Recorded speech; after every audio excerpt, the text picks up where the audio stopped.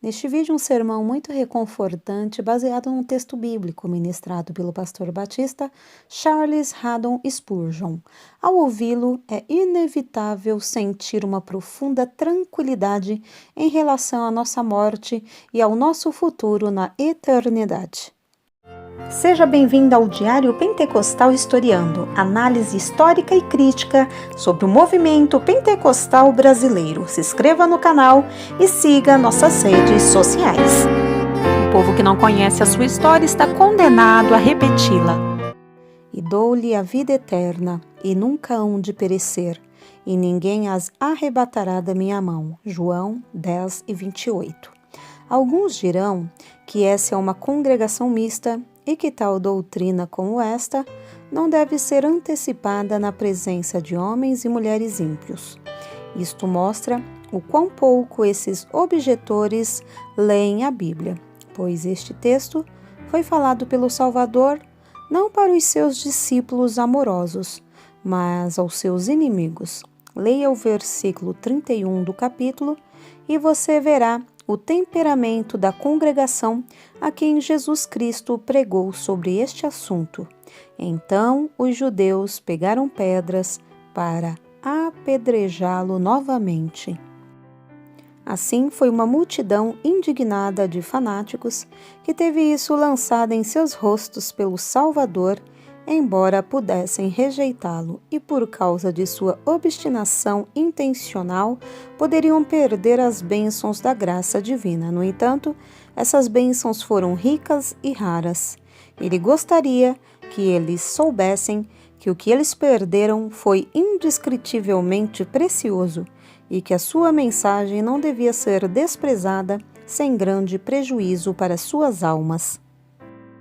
Assim, se há uma multidão mista aqui, e eu temo que a alegação é verdadeira, de que há muitos aqui que não podem compreender a preciosidade das coisas de Deus, ainda assim, pela mesma razão que levou o Salvador a pregar esta doutrina aos ímpios de seus dias, vamos fazer o mesmo agora, para que possam saber o que é que eles perdem por perder a Cristo, e que coisas consoladoras são essas que eles desprezam, e quais são os tesouros inestimáveis os quais devem perder aqueles que procuram pelos tesouros deste mundo e deixam o seu Deus, o seu Salvador, ir? Não temos tempo a nos demorarmos. Deixe-nos, portanto, como abelha suga o mel da flor, buscar a essência do doce texto. Eu lhes dou a vida eterna. As minhas ovelhas ouvem a minha voz, e eu as conheço, e elas me seguem. As marcas são a audição de Cristo, e em seguida, o seguir Cristo em primeiro lugar pela fé nele, e em seguida, por uma obediência ativa aos seus preceitos. A fé opera pelo amor, e a marca das ovelhas de Cristo, e é dos verdadeiros crentes que ele fala quando ele diz: eu lhes dou a vida eterna, e nunca hão de perecer, nem as arrebatará da minha mão. Ó, que todos ouçamos a voz do grande pastor, que todos nós recebamos as verdades de Deus que ele oferece, em seguida, resolvidos por sua graça, o sigamos onde quer que vá, como as ovelhas seguem o pastor. Tendo assim explicado a quem pertence o texto, agora lidaremos com ele de uma maneira tripla. O texto implica, em primeiro lugar, um pouco sobre o passado dessas pessoas. O texto diz claramente, em segundo lugar, muito sobre o atual estado dessas pessoas. E, em terceiro lugar, o texto não obscurece dicas de algo sobre o seu futuro. Em primeiro lugar, o leitor estudioso observará que o texto implica algo relativo ao passado histórico do povo de Deus. Disse: e dou-lhes a vida eterna. Há uma implicação, portanto, que eles haviam perdido a vida eterna. Cada um do povo de Deus caiu em Adão, e todos caíram também pelo pecado atual. Consequentemente, ficaram sob condenação e Cristo Jesus fez por nós o que Sua Majestade a Rainha tem feito às vezes por um criminoso condenado.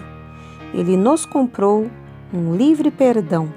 Ele nos deu a vida quando o nosso próprio deserto era destruição eterna desde a presença do Senhor.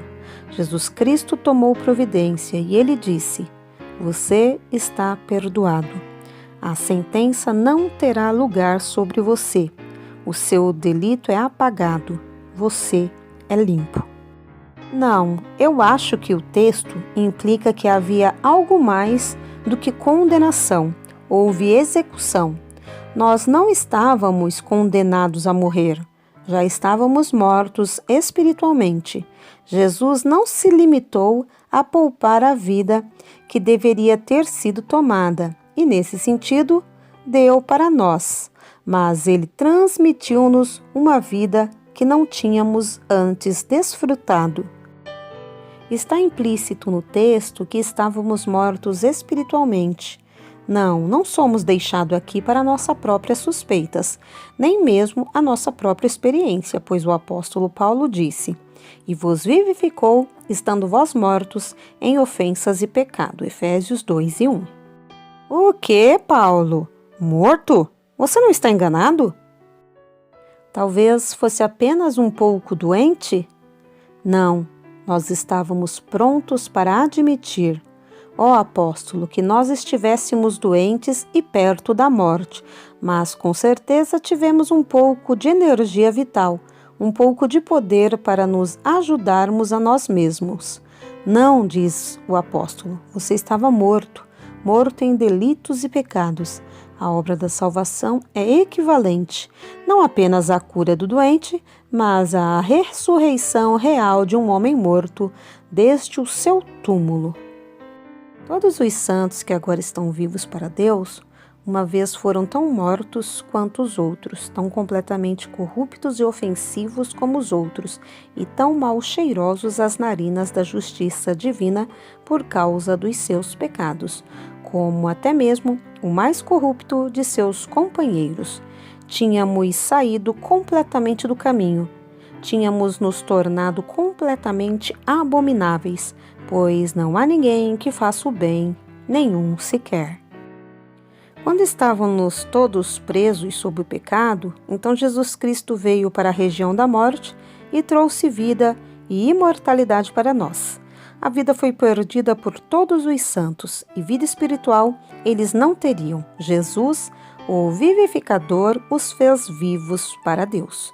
Não está também implícita de forma muito clara que, como longe de ter qualquer tipo de vida, essas pessoas não poderiam, de outra forma, ter obtido vida, exceto pela que está sendo dada a eles? É uma regra bem conhecida de todos os estudantes da Bíblia que você nunca se encontra na palavra de Deus com um milagre desnecessário, que um milagre nunca é operado onde o curso normal da natureza seria suficiente. Agora, meus irmãos e irmãs, o maior de todos os milagres é a salvação de uma alma. Se aquela alma poderia salvar-se, Deus não iria salvá-la, mas a deixaria fazer o que ela poderia fazer. E se os mortos espiritualmente pudessem vivificarem-se, certamente, a partir da analogia de todas as transações divinas, Jesus Cristo não teria vindo para dar-lhes a vida. Eu acredito que seria totalmente possível para qualquer um de nós entrar no céu. Deixe-nos fazer o que pudermos, a menos que Jesus Cristo viesse do céu para nos mostrar o caminho, para remover os parafusos e barras para nós e para nos permitir trilhar no caminho que leva à glória e imortalidade. Perdida, perdida, perdida. A raça humana estava completamente perdida, não parcialmente perdida, não jogada em uma condição em que ela poderia ser arruinada, a menos que trabalhasse duro para salvar a si mesma, mas tão perdida que, se não pela interposição de um braço divino, se não pelo aparecimento de Deus em carne humana, se não pela transação estupenda sobre o Calvário e a obra de Deus, o Espírito Santo, no coração, nenhuma alma morta jamais poderia voltar à vida. A vida eterna não seria o trabalho peculiar do Senhor Jesus se o homem tivesse um dedo nisto. Porém, o poder do homem é excluído e a graça divina reina. É evidente, visto no texto, por um pouco de pensamento, que a vida eterna não é o mérito de qualquer um do povo de Deus, pois é dito que ela nos é dada. Agora, um presente é exatamente o oposto do pagamento. O que um homem recebe como um presente, que ele certamente não merece. Se nos é dada, então ela não é mais uma dívida. Mas se é uma dívida, então ele não pode mais ser um dom. Nenhum de nós merece a vida eterna ou jamais a pode merecer. Mera vida mortal é um dom da misericórdia divina. Nós não merecemos isso. E como, pois, a vida eterna, de que fala o texto, é um presente muito alto para que os dedos do mérito humano tenham esperança de alcançá-la, se o homem trabalhasse sempre arduamente buscando-a, ainda que sobre o fundamento da lei, seria impossível para ele obtê-la. O homem merece nada além da morte, e a vida deve ser o dom gratuito de Deus.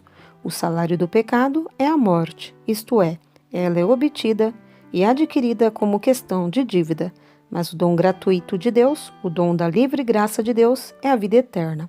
Agora, esta é uma doutrina muito humilhante, eu sei, mas é verdade, e eu quero que todos vocês sintam isto. Filhos de Deus, eu sei que vocês sentem. Você vê a caverna do poço de onde foram retirados? Você vê isso? Ou tem você cultivado o orgulho mais tarde?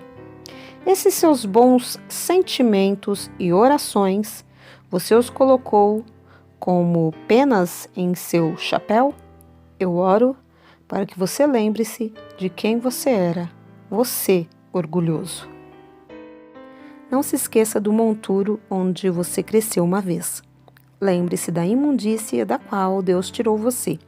E em vez de estar escarlate com as vestes de orgulho, suas bochechas podem muito bem estar escarlates com um rubor. Oh, que Deus nos livre, de uma vez por todas, que nos vangloriemos, pois que glória temos em nós mesmos? O que temos que não tenhamos recebido? É claro também, a partir do texto, que aqueles que são agora justos pereceriam se não fosse por Cristo. Cristo diz: jamais perecerão. Promessas nunca são dadas como supérfluas. Há uma necessidade, portanto, para esta promessa. Havia um perigo solene, que cada um dos que estão agora salvos pereceriam eternamente. O pecado nos fez herdeiros da ira, como os outros. Então a Escritura nos diz: e justiça deveria esmagá-los com o restante, se a graça distintiva não houvesse impedido. Mesmo agora, é solenemente verdadeiro que não há nenhuma razão pela qual uma alma verdadeiramente justa não pereça, exceto que Cristo impede. Você está vivo, mas você não seria espiritualmente vivo por uma hora, a menos que o Espírito Santo continuasse a derramar sua energia vital em sua alma. Você será preservado, porém, note bem, afirma-se como uma promessa e, portanto, não é de todo uma questão de necessidade natural. À parte da graça divina, você está em um temeroso perigo de apostasia e provavelmente você tem medo de que, mesmo agora, como o apóstolo que temia depois de ter pregado aos outros que ele mesmo viesse a ser reprovado, um medo muito apropriado, um temor que muitas vezes virá sobre almas sinceras que sentem um zelo santo de si mesmas.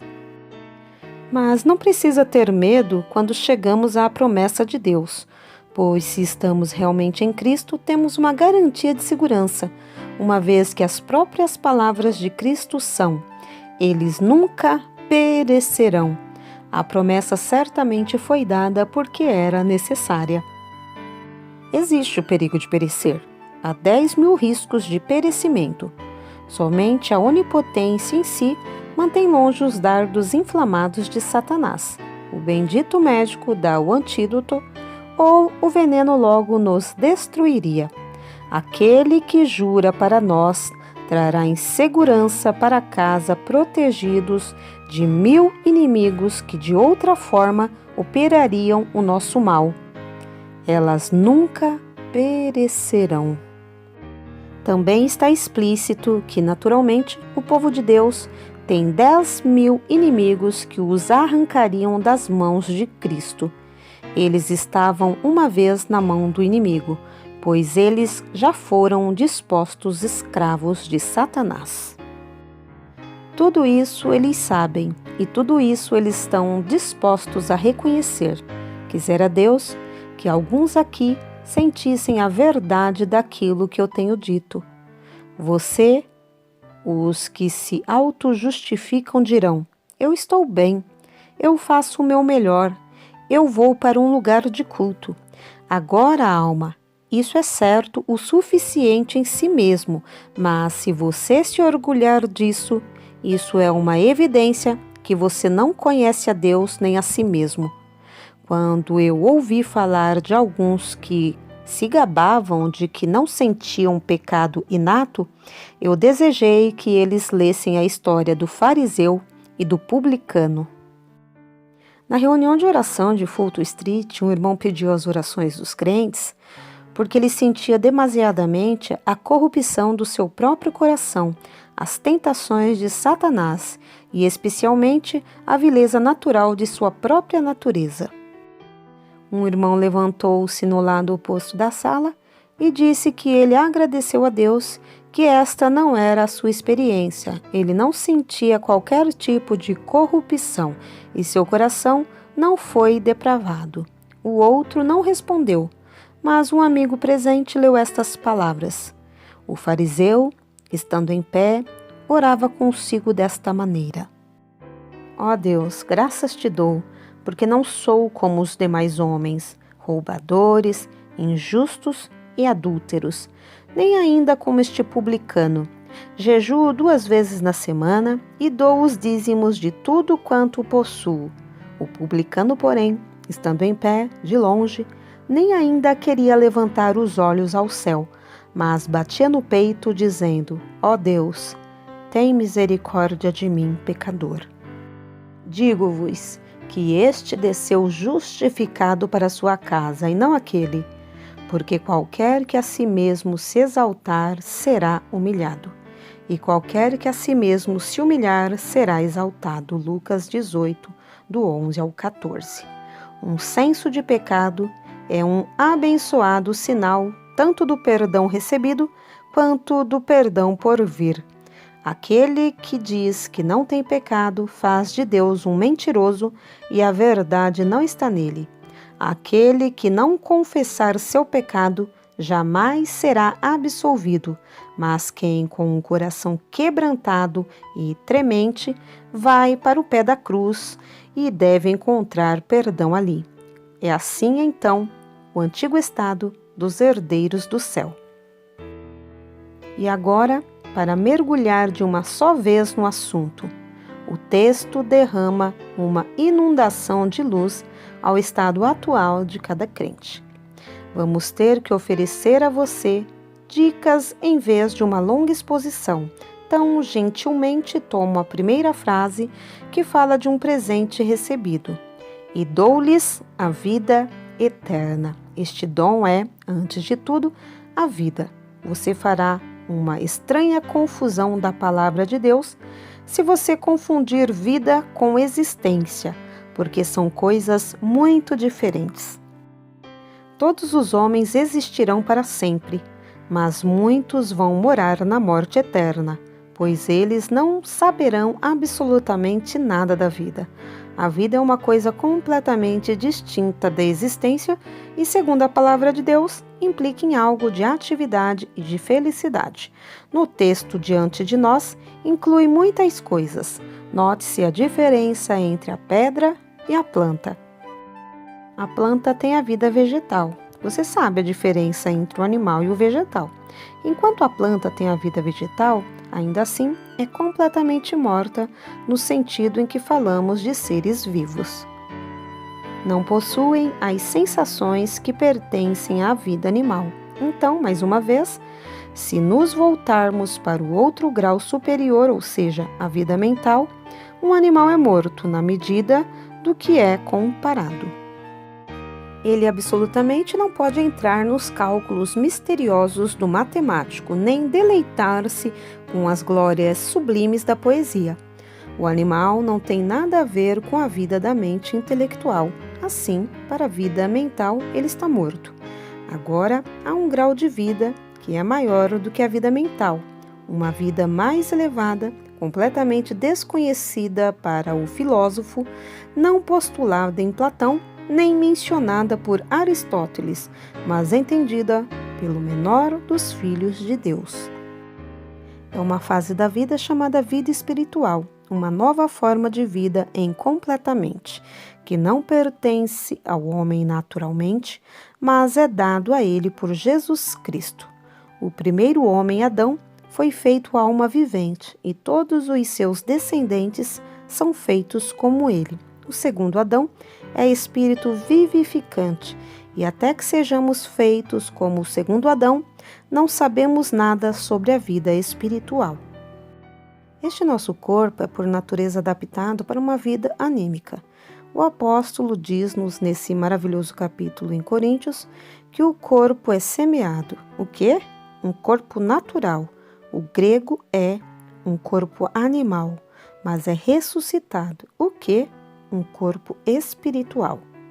Há um corpo da alma e não há um corpo espiritual. Há um corpo adaptado para a vida inferior que pertence a todos os homens, uma mera existência mental, e não há de ser um corpo que pertence a todos aqueles que receberam a vida espiritual, que habitarão nesse corpo como a casca de seu espírito aperfeiçoado no céu. A vida que Jesus Cristo dá ao seu povo é a vida espiritual, portanto, é misteriosa.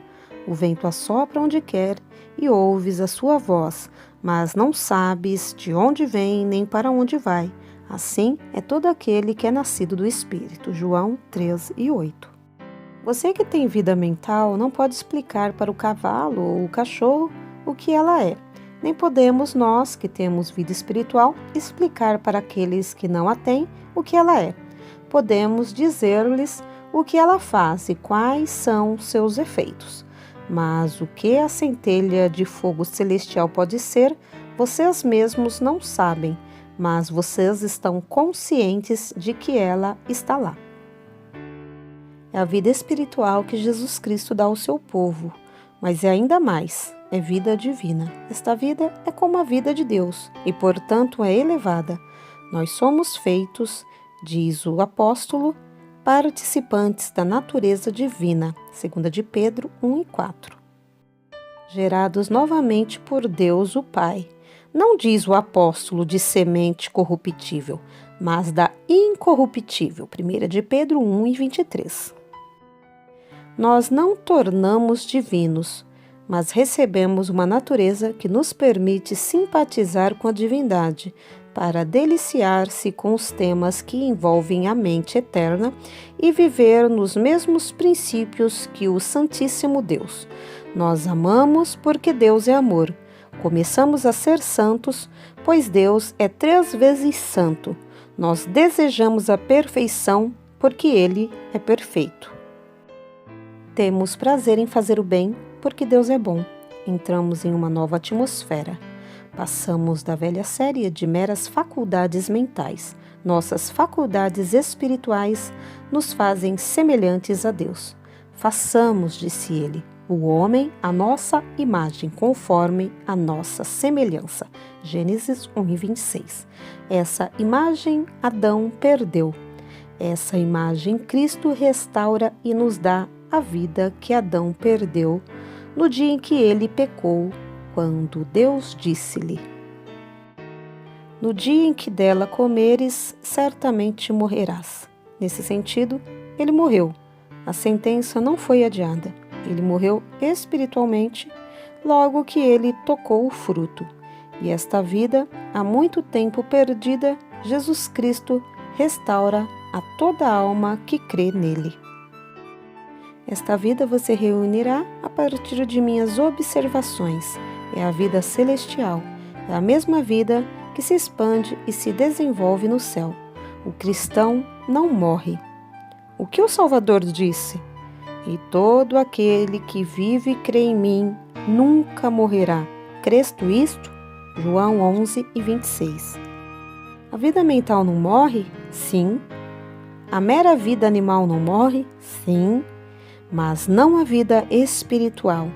É a mesma vida aqui, a que será lá, só que agora é pouco desenvolvida e a corrupção impede a sua ação. Irmãos e irmãs, ninguém de nós deve ir para o céu como a carne e o sangue, mas somente assim que ela é subjugada, elevada, mudada e aperfeiçoada pela influência da vida do Espírito. Não sabeis que a carne e o sangue não podem herdar o reino de Deus, nem a corrupção herdar a incorrupção? 1 Coríntios 15:50. Então, o que é o eu?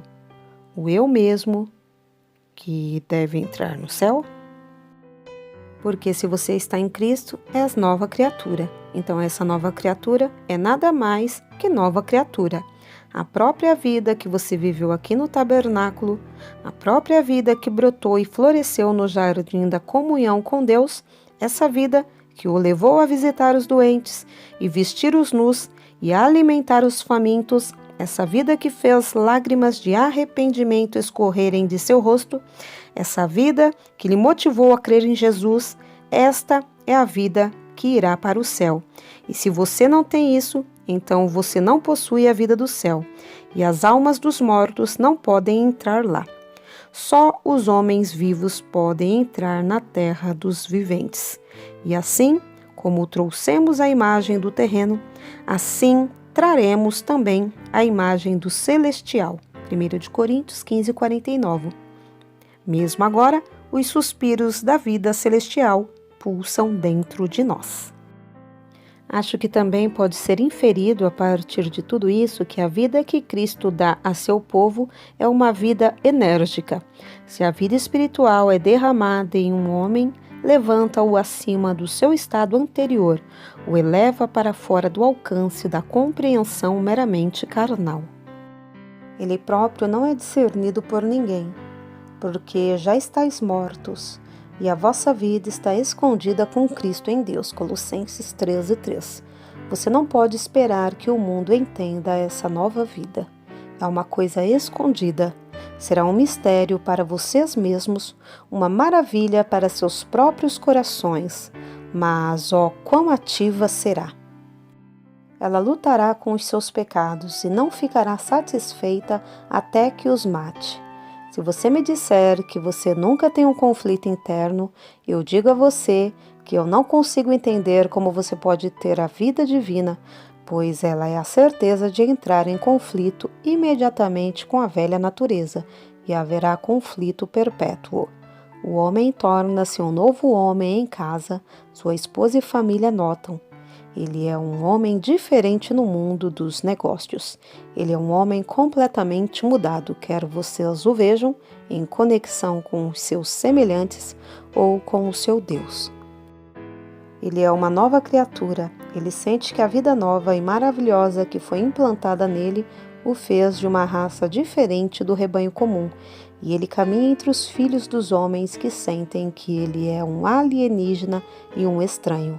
Amados, agora somos filhos de Deus e ainda não é manifestado o que havemos de ser, mas sabemos que, quando Ele se manifestar, seremos semelhantes a Ele, porque assim como é, o veremos. 1 de João 3:2.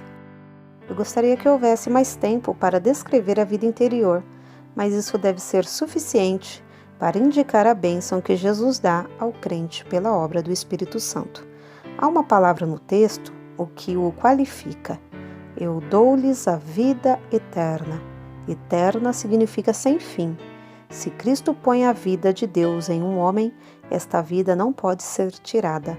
Ele não pode morrer. Isso seria impossível. Quando eu ouço alguém dizer que você pode ser um filho de Deus hoje, mas que na próxima semana poderá encontrar-se sendo um filho do diabo, eu supunha que a palavra eterno, segundo ele, só poderia significar 5 ou 6 dias, mas de acordo com o dicionário que eu uso, de acordo com a mente do espírito, eterno significa sem fim. Se então um homem diz: eu tinha vida espiritual uma vez, mas não a possuo agora, é claro que tanto ele está totalmente equivocado, quanto ele nunca teve nada disso. Se Jesus tivesse dito: eu lhes dou a vida que terá a duração de 7 anos, mas que talvez possa acabar ou ser perdida sob a tentação, eu poderia entender um homem dizendo que ele havia caído da graça. Mas se é vida eterna, então deve ser eterna, não há fim para ela.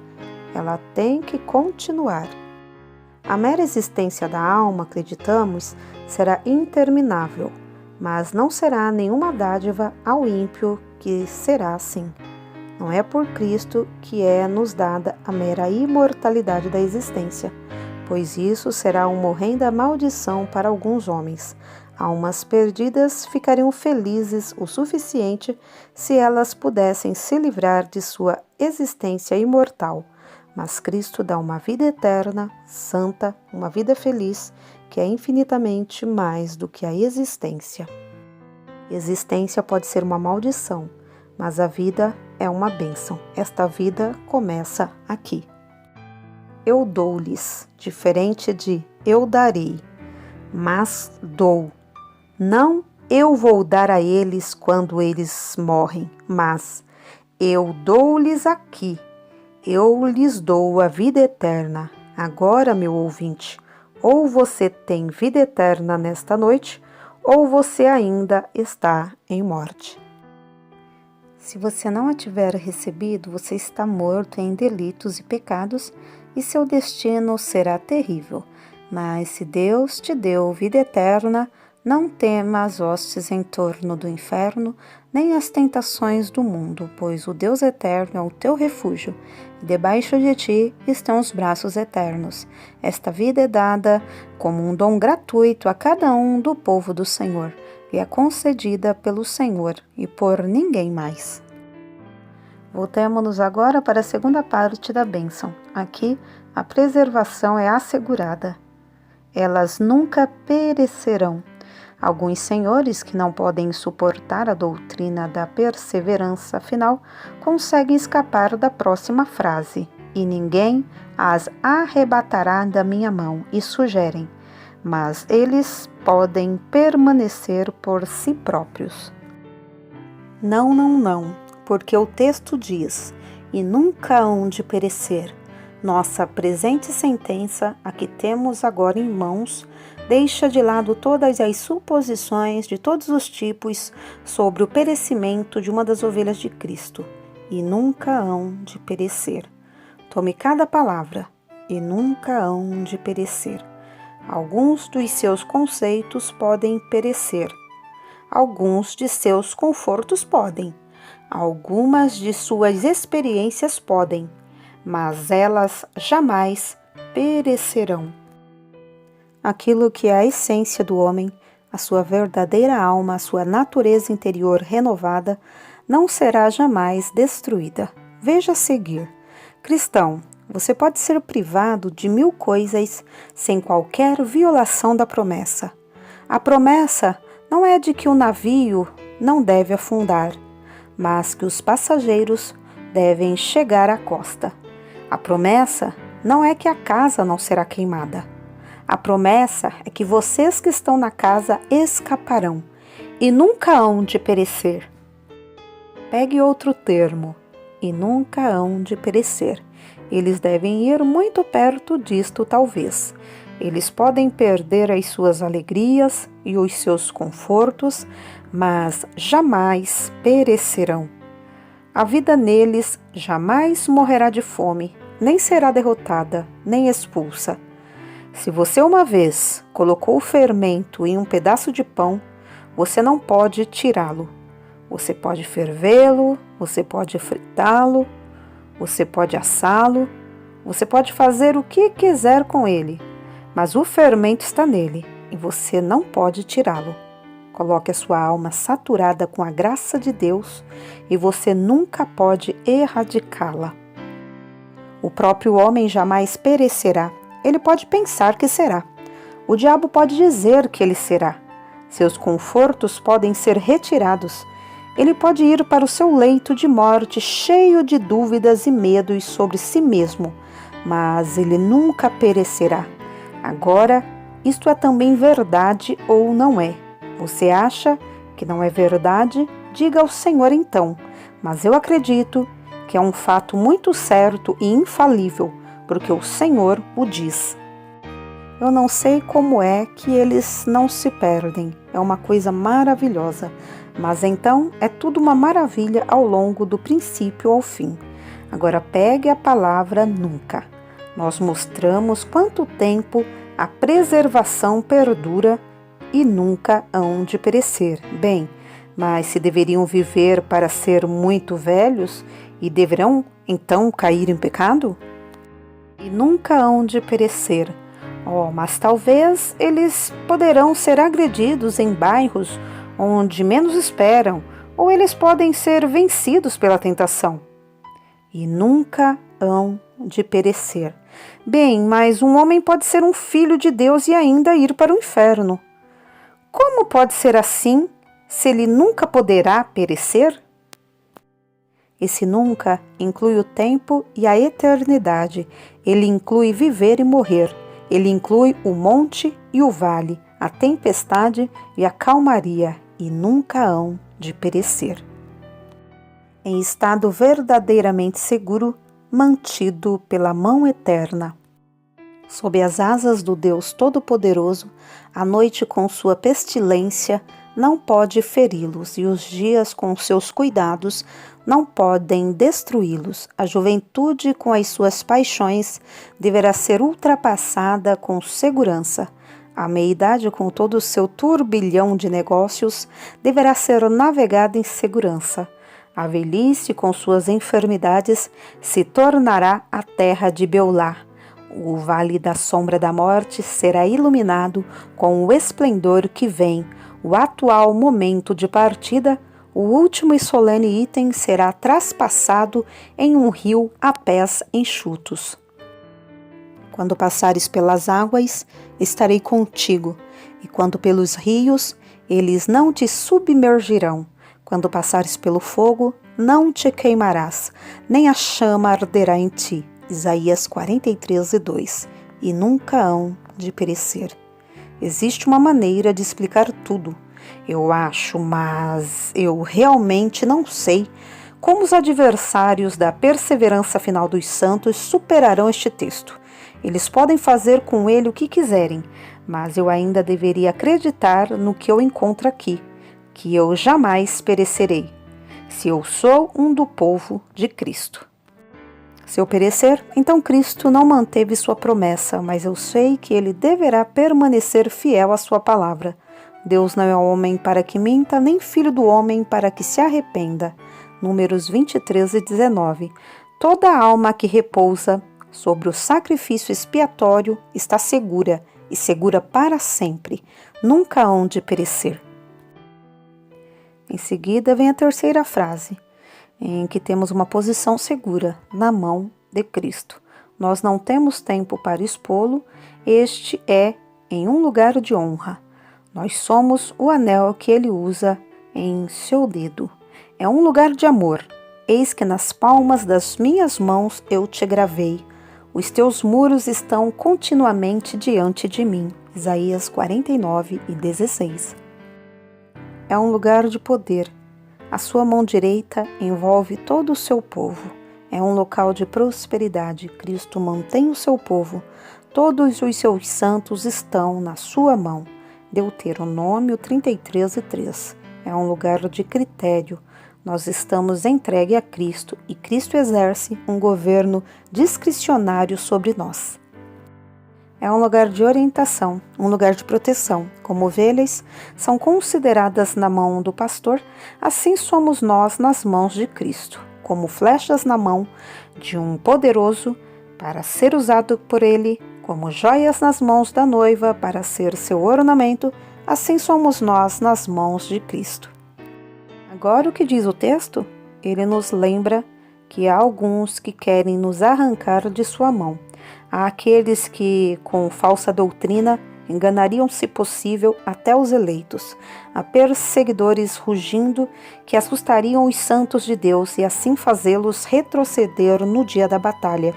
Há tentadores tramando os cafetões do inferno, os chacais do leão do poço do inferno, que de bom grado nos arrastariam à destruição. Depois, aos nossos próprios corações, que nos arrancaria da sua mão.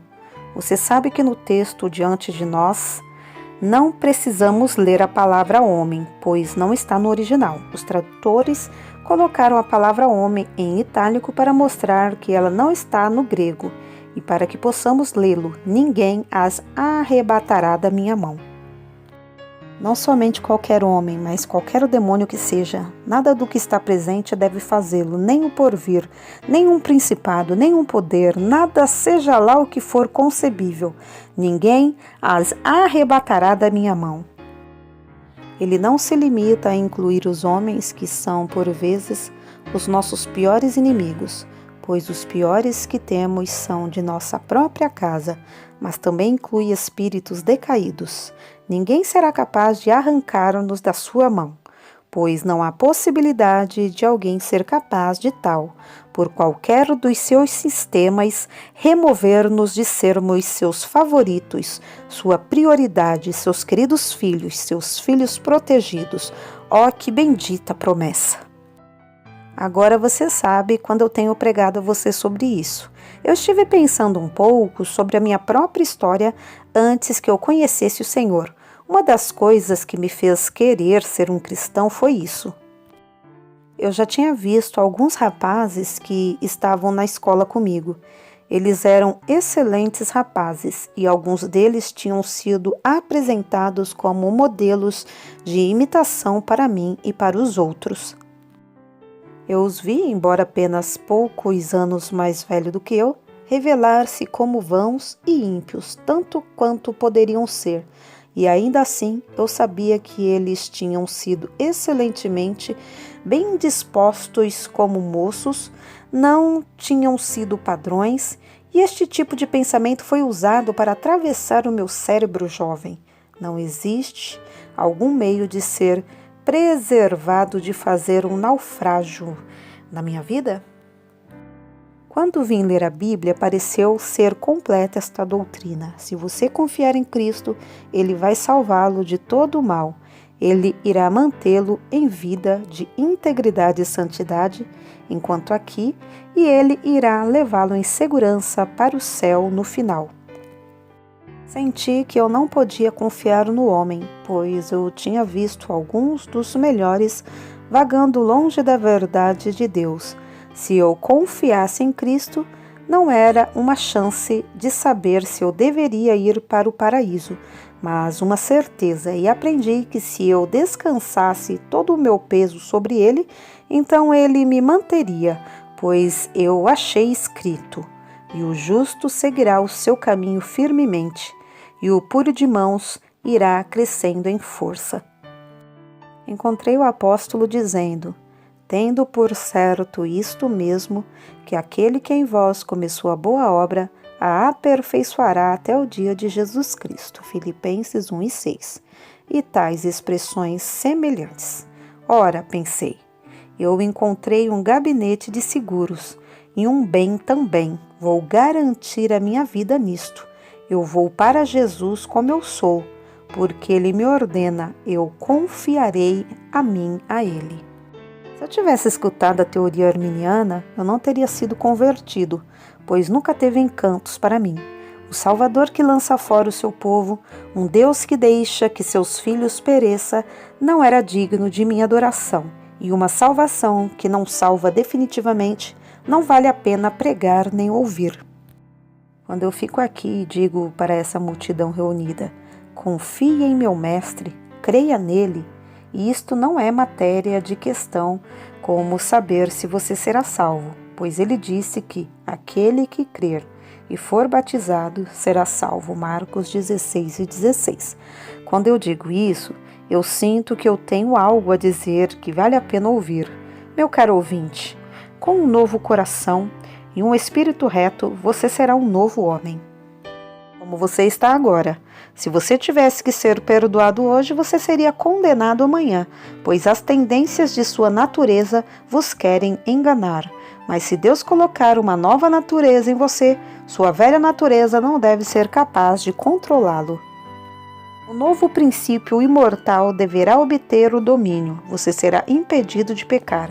Você deverá ser preservado em santidade e você terá que chorar sobre sua imperfeição, mas você sentirá que você tem a própria vida de Deus em você, embora você perceberá que você não é perfeito, porém ainda assim você gostaria que fosse, e este querer, assim, será um sinal da graça divina em sua alma, e esses desejos e vontades continuarão encerrando mais e mais forte, até que, depois de ter dominado o pecado pelo poder do Espírito Santo, o dia virá em que este corpo será abandonado e a nova vida, desafogada dos trapos vis que ela foi obrigada a vestir quando ela estava aqui, deverá saltar em sua existência desencarnada em perfeição e em seguida deverá esperar o som da trombeta e o próprio corpo purificado e feito apto para a vida nova e mais elevada será novamente habitado.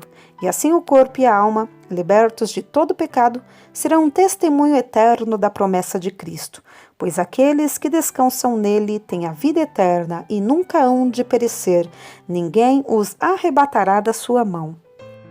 Eu tenho antecipado o último ponto quanto às perspectivas do meu texto para o futuro.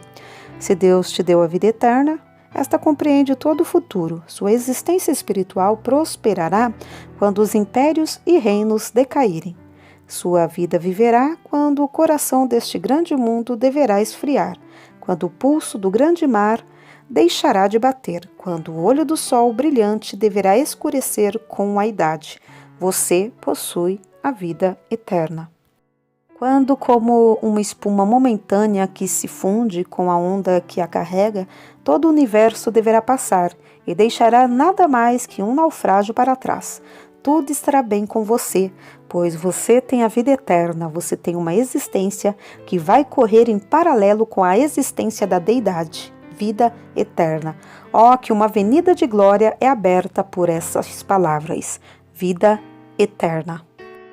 Porque eu vivo, disse Cristo, vós vivereis. Enquanto houver um Cristo, haverá uma alma feliz, e você será a alma feliz.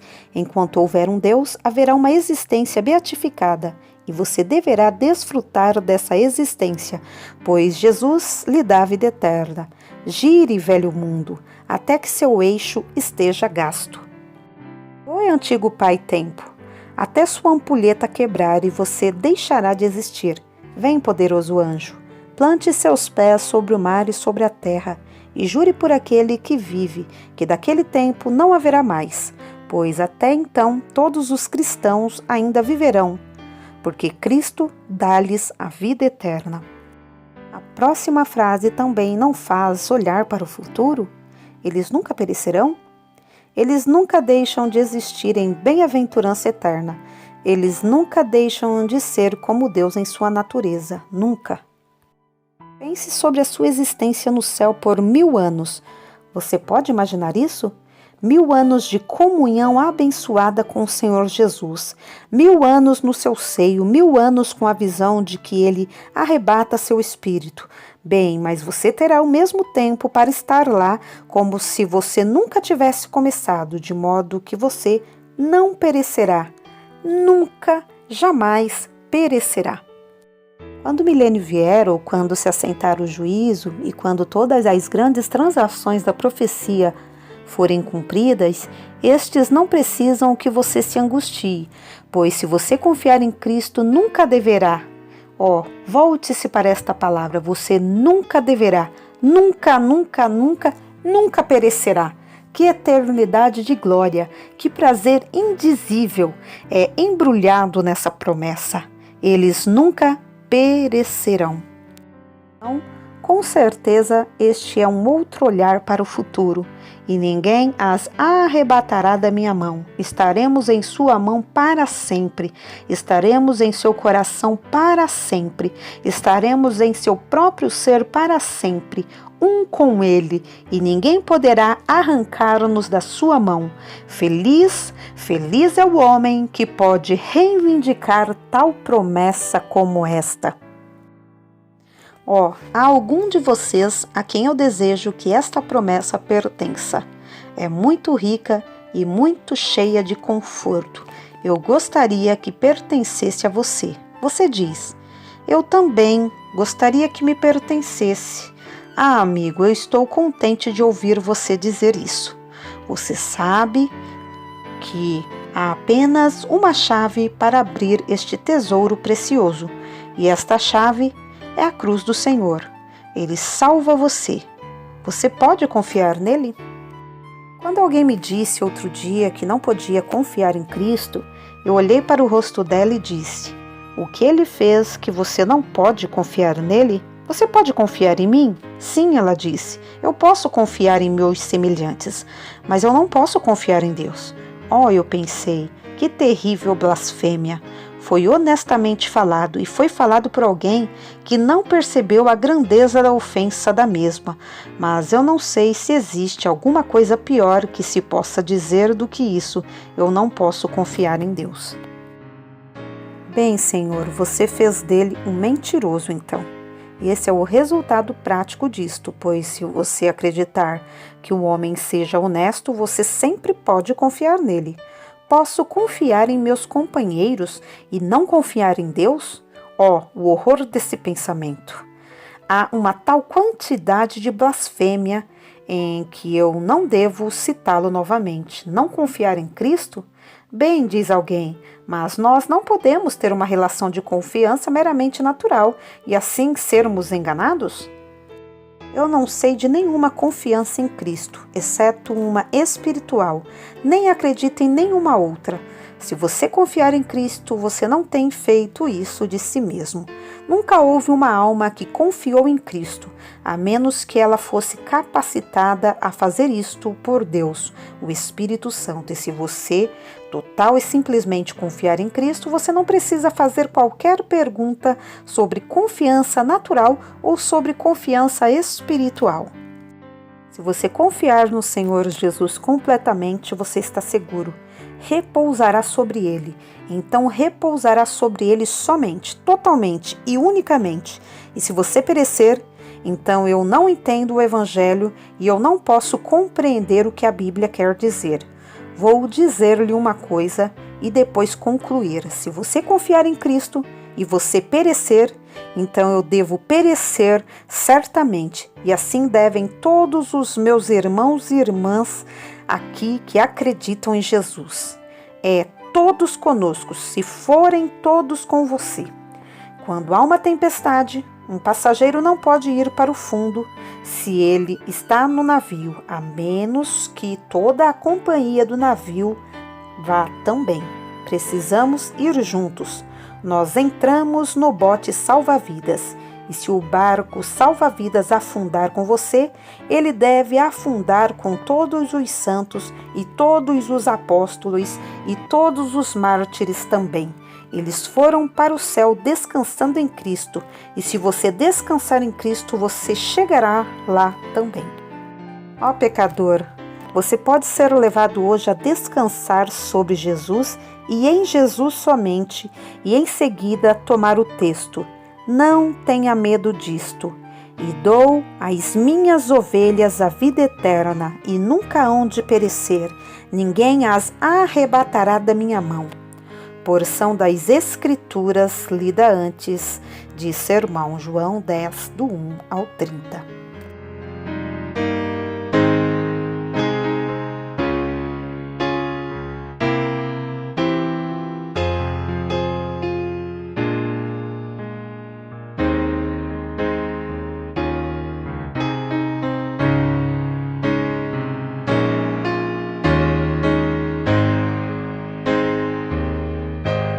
Nada podemos contra a verdade, senão pela verdade. Segunda carta aos Coríntios 13:8. Se você gostou do conteúdo deste vídeo, se inscreva no canal, deixe o seu joinha, compartilhe e ative o sininho para receber do YouTube as notificações dos novos vídeos.